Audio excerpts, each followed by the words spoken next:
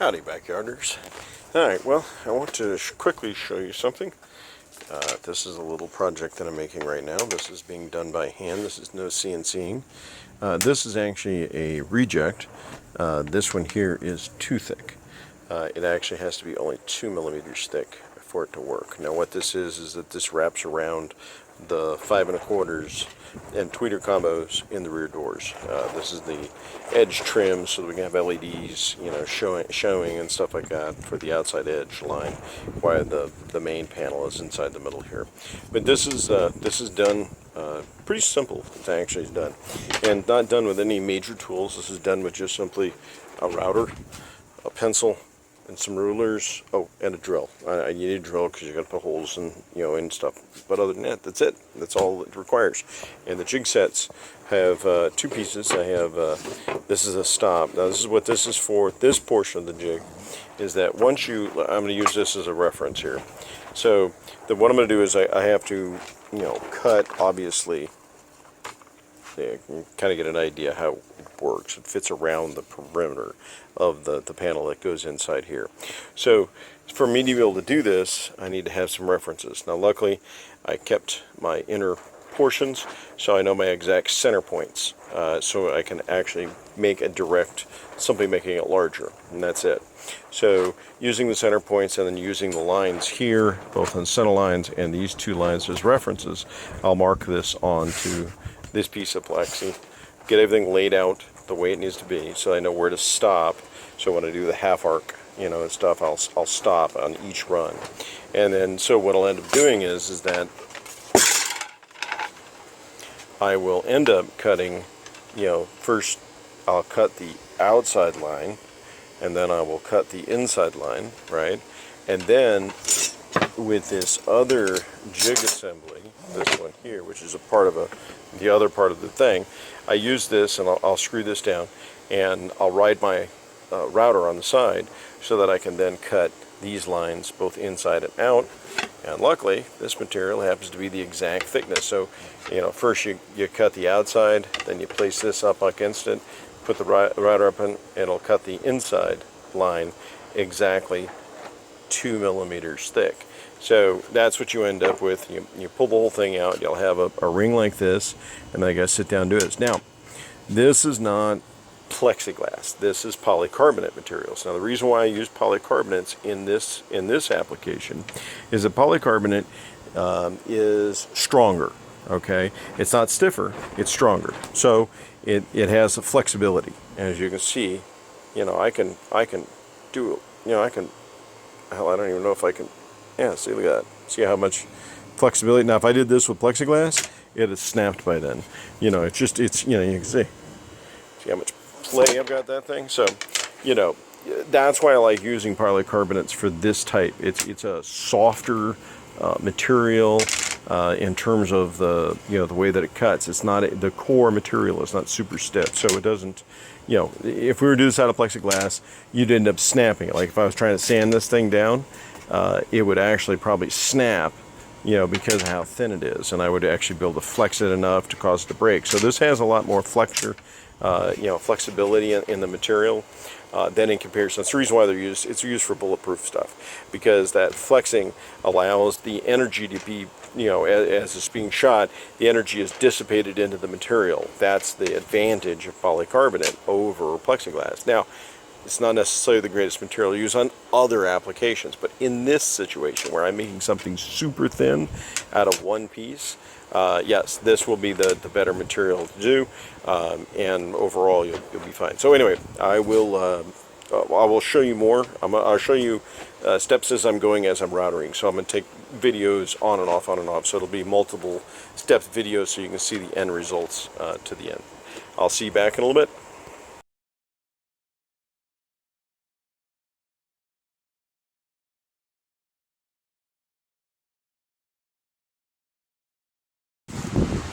Alright, so the first stage, let me turn this fan off, you probably don't hear that. Alright, so on this first stage and stuff, you can see here, I've already cut the outside track, and I've cut the inside track, okay? And as you can see, that is 2 millimeters, okay? As a matter of fact, That is 2 millimeters, maybe a little thinner, but yeah, you can see 2 millimeters.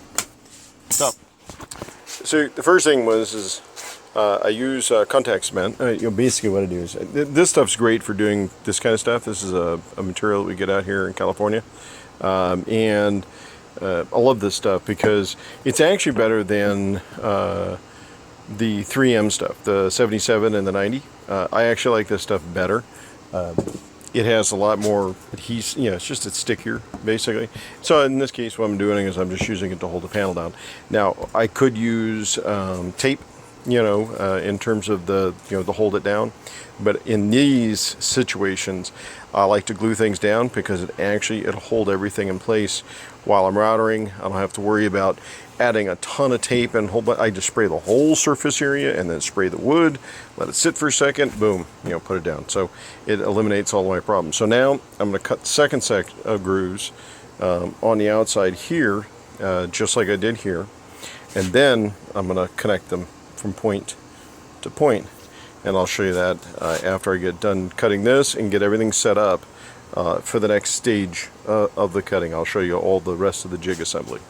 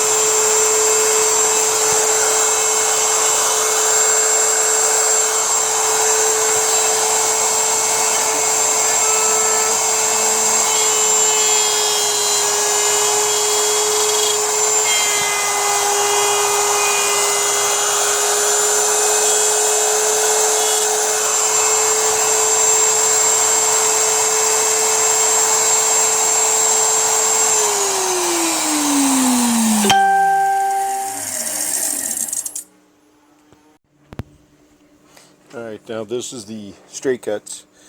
So I've set up a backer board, which you can't see on this side. So that backer board is guiding on this piece of plexiglass, which is the base, which you can see all the holes. I'm using this right now because I don't have my base. So right now what I'm doing is that, obviously I'm just drilling out holes. You can see. It's almost time to retire this. But anyway, so I've got a backer board here. And so that's what I'm guiding on, and I'm going to do the outside line first, which you can see there, and then I'll do the inside line. And like I said, all I have to do is place this piece of trim in between that backer board, and it's exactly the offset. Plus also this bit here is slightly worn down, so the edge of the whole profile of this carbide is actually worn down a little bit. So I actually have to compensate for that too also. But anyway, I'll show you just right now.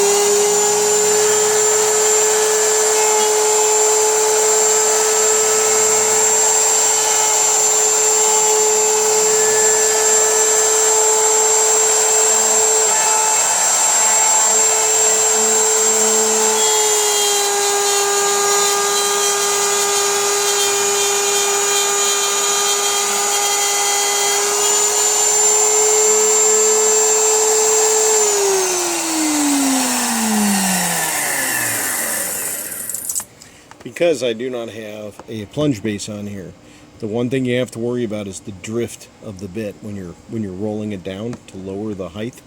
And so what I do is I compensate by simply grabbing a hold of the router. I'll show you. I grab the router like this, and what I'm doing is I'm actually tilting it. So I'll cause it to tilt outward away from the cut, and then I'll settle it in and then lock down. And in that way I don't have to worry about the drift. Also, if you noticed, I waited before lifting the router up. I waited until it fully stopped, because that's where you always get your uboos. You know, is when you're ahead of yourself and you lift it up and wham, you snapped an edge. So let me continue on. Going to the next. And of course now I gotta track the bit back up. And you can see how that thing rocks like this? So you have to be able to compensate for that. Now, I've been doing this for a very long time, so I know how to compensate for that. I cannot say that for everybody. So, yeah, you're going to have to play with it on your own. Alright, so now what I'm going to do is like I said, I've got this little backer. So this is the guide. So now what I'm going to do is I'm going to place this board here. Take myself a simple screw. Just take this, and a little long, I know. Alright, so the main thing is make sure that it doesn't protrude past, and that this is, sitting flat against that surface. And now, if you look through, you can almost see it. Yeah, see how the bit rocks. So I'm going to bring her down into place where it's going to go for cutting. And as you can see, the bit sits. It's right on the line. I don't know if you can actually see that in this video or not. But anyway, so this bit is now dead on line on this thing. So now I'll continue on, cut the other side out.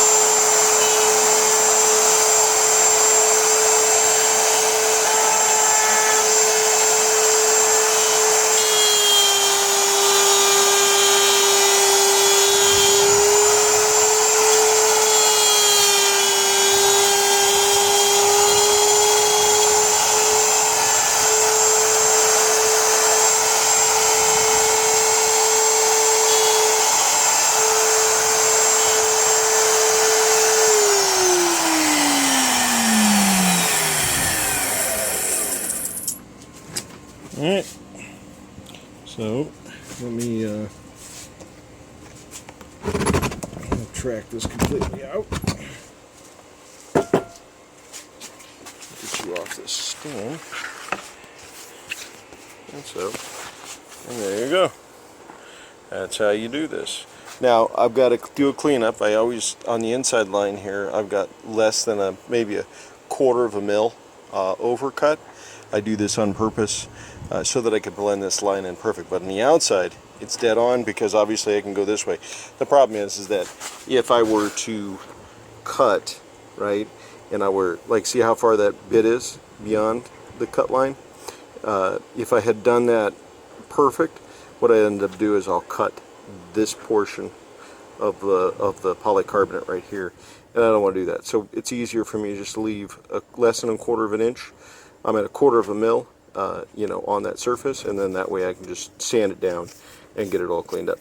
But anyway, that's basically, like I said, this is how we do this. Now obviously I got to finish this side, but this, you can see here, you can see how that's done. And so this has taken me, I would say, between talking to you guys, getting everything set up, maybe 20 minutes, 30 minutes tops. So within an hour you could have 2 of these rings, you know, cut that you would not have normally, but you can make it. And so there's no reason, you know, for DIYers and also for shop guys and stuff like that not to be able to do older school style millwork to achieve some really cool effects, you know. And like I said, this material works out real well. And oh, here I'll show you what. So right now this is just this, I just put it in here just to test it. This is the other one I made. As you can see, excuse me.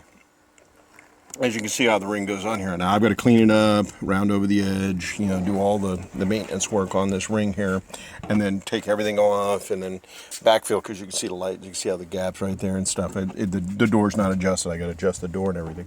But basically this gives you an idea of what I'm doing here. And so on the rear doors we decided to go this route. On the front doors, a wee bit more complicated with the trim assembly that's going on here.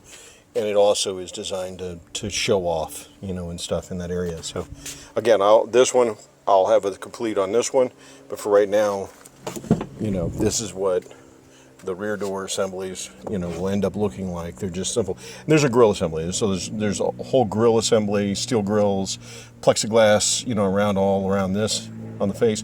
I'll show you that stuff a little later. But anyway, now I just want to give you this very thin 2 mil thickness, and how that you can actually achieve, you know, that kind of precision work at home, you know, without it being a nightmare. I mean, it really isn't hard to do. It really isn't. You just have to learn the tricks. I make it look easy, I know that, but you know, this is not something that you know, nobody could do. I guarantee you that I could get a 15-year-old, and if I had him the tools and sat down with him, showing him exactly what to do, they could end up doing exactly this too. And so again, if you're looking to have fun, you want to make things look cool in your car, you know, you want to have accents, you know, like plexiglass work or windows, you know, like, you know, see, that's, you know, here you get an idea what that, you know, I'm big into plexiglass. I like this, you know, like, see how this effect here with the carbon fiber below, you know, I like the effects. I like the ability to have all these different types of flavors to the install. I'm not a huge fan of stack fabbing in some cases, and it works in a lot of cases, but I'm big into fiberglass work, custom work. I mean, like this enclosure, it may not be, it's square, you know, and there's reason for it being square, is, you know, so it'll all fit in here, because unfortunately this box is huge. So anyway, plexiglass work, anybody can do it. And again, remember, this is polycarbonate, not plexiglass. This is not an acrylic material. This is, well, it is a form of acrylic, but it is a polycarbonate chain is a little bit different and allows flexibility because of the strength of the poly versus the plexiglass, which is a more rigid material, which will snap easier. So anyway, I just wanted to give you a heads up and let you guys take a look at that and enjoy.